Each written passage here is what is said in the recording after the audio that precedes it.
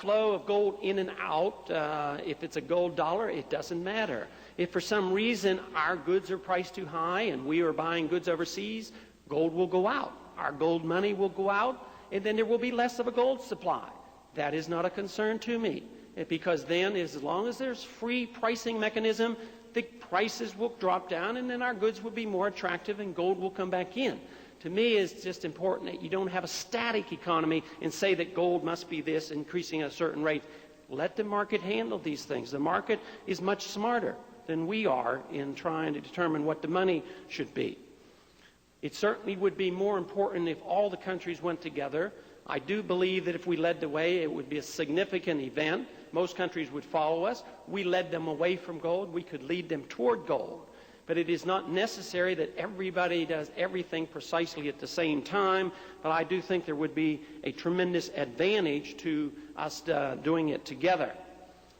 I do think that I did not mean to indicate that Governor Partee literally does certain things for the politician, but the point that I would like to emphasize is that the politician, we in the Congress, who overspend, then so frequently the Fed has no choice.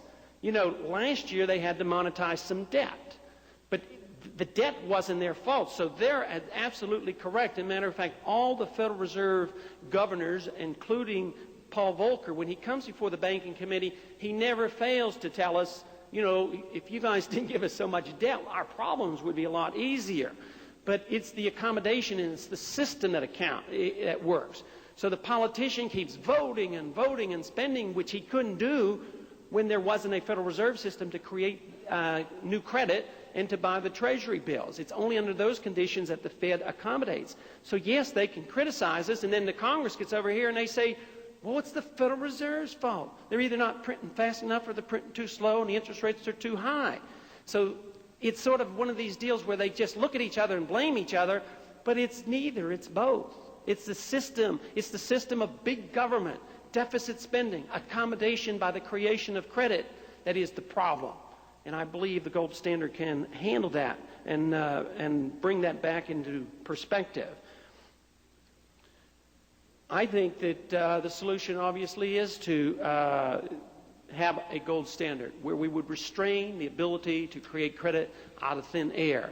And I do believe also that there's a better understanding by many of you here, people here who have written and understood and understand this issue much better than I do. It is because of the 20th century understanding by the free market economists, coming from the Austrian school, coming from von Mises.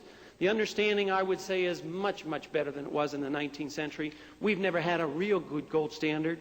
And for this reason, I always work very hard and correct any interviewer I ever have when they come and say, oh, you're the guy that wants to go back to the gold standard. I do not want to go back to the gold standard. I want to go forward to a modern and a better understood gold standard, better than we have a better understanding today about how that system ought to work than ever before in the history of mankind, and I believe that's what we ought to do.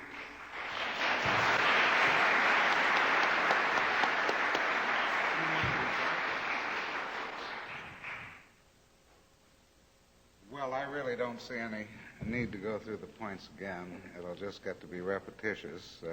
There are disagreements, as you can see, between Congressman Paul and myself. I would make this point, that if you look through these disagreements, I think that there's a good deal of agreement. I believe that what I feel that the country and the world and the economic society needs is discipline. And I believe that what the congressman thinks the world needs is discipline.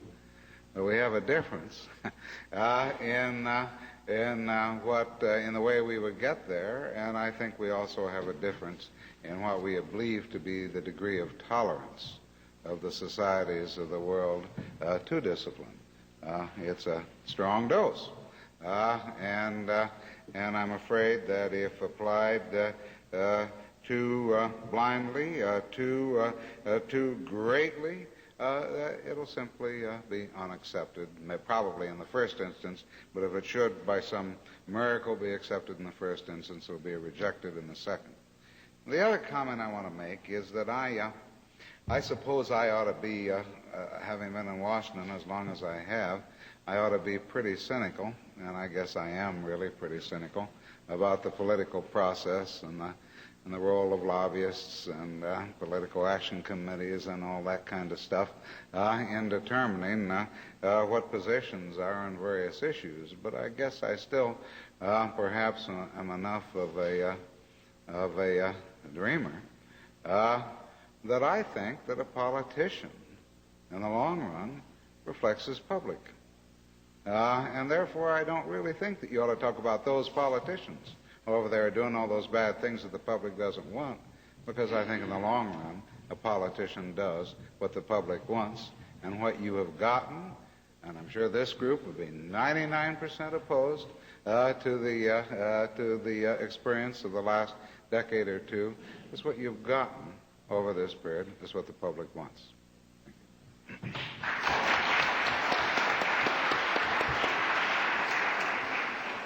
We have certain time constraints, so that we have only exactly 10 minutes for questions, and we must be out by 5:30.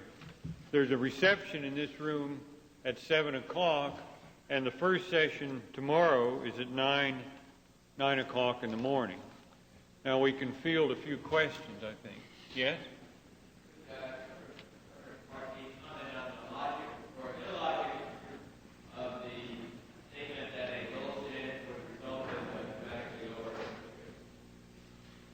Question is whether gold standard would result in dramatically lower interest rates. Governor Partee. Well, I've heard that comment often, and I haven't been able to understand the analytics of it. I don't see that that would be the case.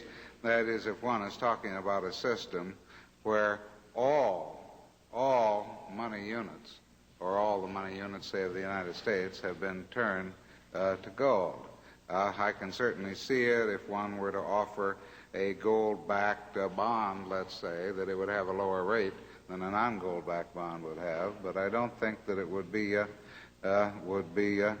true that there would be a necessity for interest rates to be lower.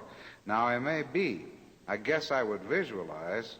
We would have to somehow do this transition to the gold standard, and I don't think in the first instance it could be a pure gold standard, because there would be such a tremendous collapse in the quantity of money and financial wealth in the country. But I guess I would visualize this period of transition, or if you wish, and Congressman Paul would have it, an abrupt change, as one in which prices would collapse sharply for goods and services in the United States. You know, we would have very, very rapid changes in conditions. In that environment, why, of course, without inflation, and there certainly wouldn't be an inflation, it would be deflation in the short run, the nominal rate, I would think, would be lower for the gold debt than it would for the non-gold debt. But it's really such an extreme case, and the problem of the transition is so extreme that I can't truly evaluate what the interest rate profile would be. Yeah.